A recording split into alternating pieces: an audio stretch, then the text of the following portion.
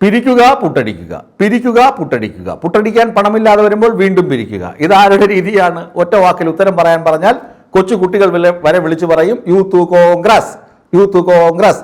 ആലപ്പുഴ ജില്ലയിൽ ഒരു കുറേ തട്ടിപ്പ് നടന്നു. അതൊക്കെ ഞാൻ മുമ്പ് വാർത്തകളായി അവതരിപ്പിച്ചിട്ടുണ്ട്, മറ്റ് ചാനലുകളിലാണെങ്കിൽ പോലും അവതരിപ്പിച്ചിട്ടുണ്ട് ആലപ്പുഴയിലെ തട്ടിപ്പുകൾ.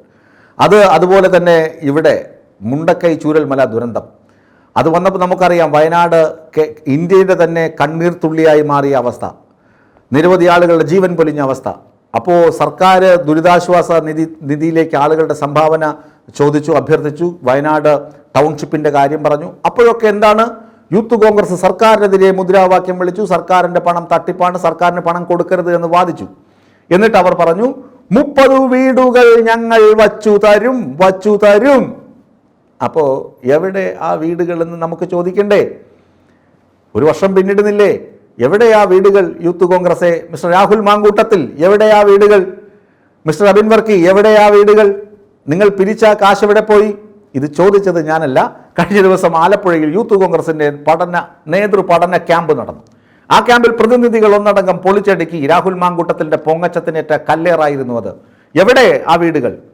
ഓരോ മണ്ഡലത്തിൽ നിന്നും, അതായത് ഓരോ നിയമസഭാ മണ്ഡലത്തിൽ നിന്നും 2 ലക്ഷം രൂപ വീതം പിരിച്ചു നൽകാനായിരുന്നു പാർട്ടി ആവശ്യപ്പെട്ടത്. അതായത് യൂത്ത് കോൺഗ്രസ് അവരുടെ ജില്ലാ നേതൃത്വത്തോട് ആവശ്യപ്പെട്ടത്. ഇത് പിരിച്ചു നൽകാത്ത ജില്ലാ നേതൃത്വത്തിനെതിരെ പാർട്ടി അച്ചടക്ക നടപടി സ്വീകരിക്കുമെന്നും രാഹുൽ മാങ്കൂട്ടത്തിലും അബിൻ വർക്കിയും ഇവരെ താക്കീത് ചെയ്തിരുന്നു. അങ്ങനെ ഭൂരിഭാഗം മണ്ഡലങ്ങളും, അതായത് 140 മണ്ഡലമുണ്ട്. ഒരു മണ്ഡലത്തിൽ നിന്ന് 2 ലക്ഷം വെച്ച് നിങ്ങളൊന്ന് കണക്ക് കൂട്ടി നോക്കുക എത്രയായിരിക്കുമെന്ന്. 14 ജില്ലകളല്ല, 140. അപ്പോൾ കോടിക്കണക്കിന് രൂപയാണ്.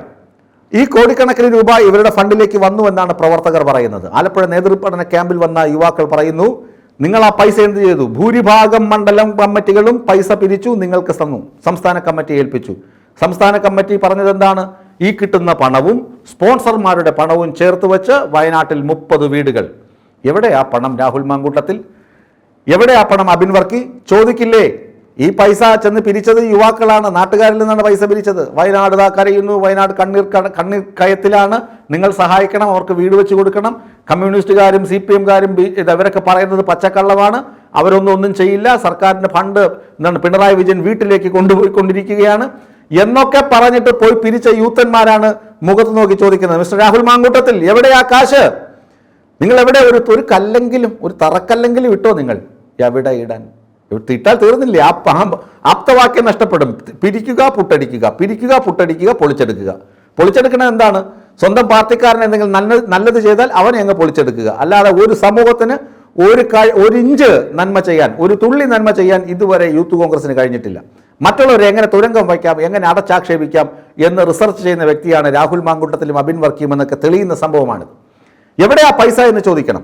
അങ്ങനെയാണ് നമ്മുടെ ഒരു സുഹൃത്ത്, കോലഞ്ചേരി സ്വദേശിയായ ഒരു സുഹൃത്ത് എറണാകുളം സെൻട്രൽ പോലീസ് സ്റ്റേഷനിൽ പരാതി കൊടുത്തത്. ഈ തുക സംസ്ഥാനത്തെ ജനങ്ങളിൽ നിന്ന് പിരിച്ച പൈസയാണ്. ഈ പൈസ എവിടെ പോയെന്ന് അന്വേഷിച്ച് കണ്ടുപിടിക്കണം.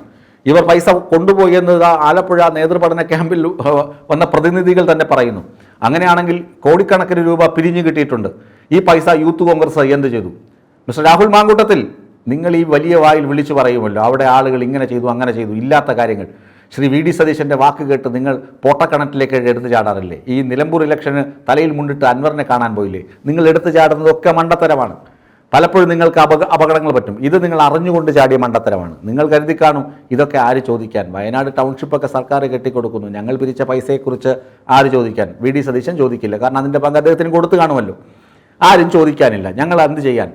അപ്പോൾ ജനം ചോദിക്കുന്നു, യൂത്ത് കോൺഗ്രസ്സുകാർ പഴയ യൂത്ത് കോൺഗ്രസ്സുകാരല്ലെന്ന് രാഹുൽ മാങ്കൂട്ടത്തിൻ്റെ മനസ്സിലായി കാണും. അവർ ചോദിക്കുന്നു, DYFIക്കാർ 20 വീടുകൾ വച്ചു കൊടുത്തു, എവിടെ യൂത്തേ? നമ്മൾ പ്രഖ്യാപിച്ച 30 വീടുകൾ.